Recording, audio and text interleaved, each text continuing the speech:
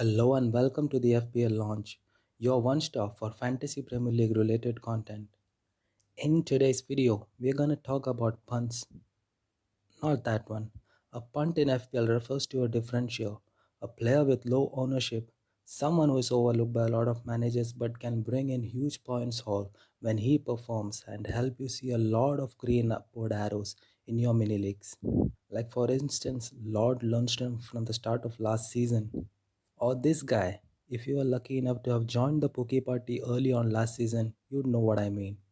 So what I'm gonna do is I'm gonna list out one player from each team who fits the bill of a potential differential. Now I hope you understand that featuring 20 players on a video would have stretched out the video. So what I've decided to do is split the video into two parts with 10 players covered in the first part and the remaining 10 in the next part. Alright, so let's start with Arsenal. Now Arsenal look a good side on paper, and players like Aubameyang, new arrival Willian, and Saka are expected to do well. But the thing with Arsenal is that a lot of people consider them quite weak defensively. But I think Arteta, especially to the second half of last season, fixed that to some extent. And speaking of the defense, a lot of managers would be looking at Tierney because of his attacking potential. But my differential from Arsenal is the other fullback, Maitland Niles.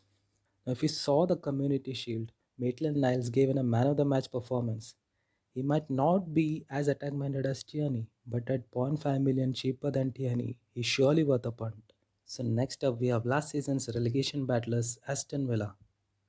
A lot of players from Aston Villa have low ownership, but the one I'm targeting here is Matt Target, a 4.5 million fullback with less than 1.5% ownership. Now, this guy was ranked 11th last season for key passes, 12th for successful crosses, and 11th for total interceptions among defenders. Quite good for a player who plays for a team like Aston Villa. So next up we have Brighton, quite a defensive minded side, and I was tempted to mention Ben White here on my list.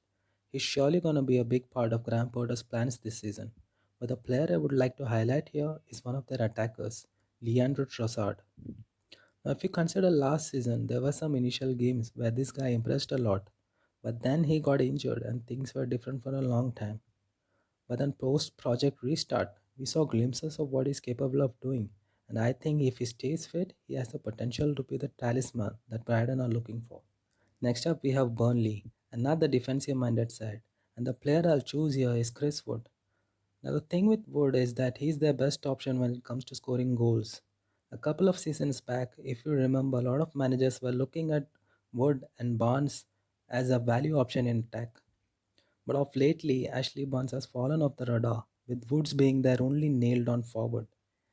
He also has been pretty consistent with 10 goals in the 2017-18 campaign, same number of goals in the 2018-19 campaign, and bettering that with 14 goals last season.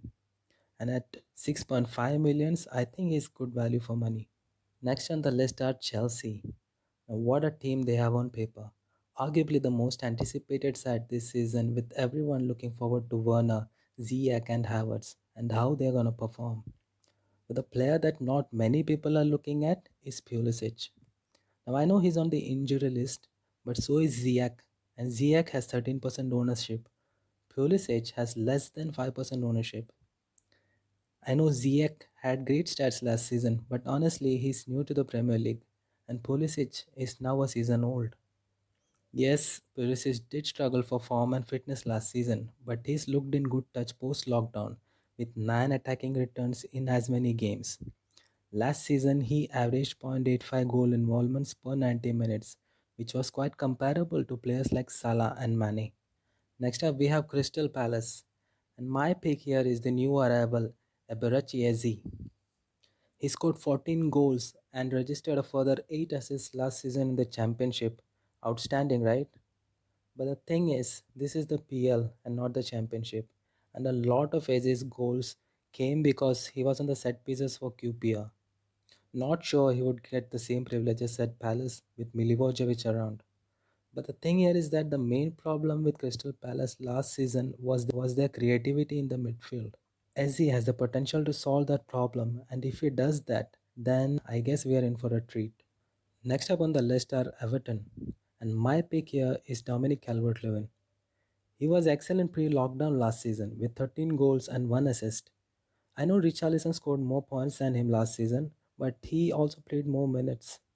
Plus, Richarlison last season was a midfielder, which meant extra points for goals and clean sheets. And the main problem with Everton last season was their midfield. But now, with Allen already signed, James Rodriguez deal almost in place, and Abdoulaye Doucouré also on the radar, Everton midfield looks kind of threatening. And Dominic Calvert-Lewin could well profit from that creativity behind him. Alright, next up we have Fulham, the first of the newly promoted sides on this list. Now, this is a side that registered 17 clean sheets in the championship last season. And the most appealing option for me on this team is Joe Bryan, the most attack minded of their defenders. He scored 3 and assisted 7 last season. He's also quite creative with having created 12 big chances and a further 43 key passes.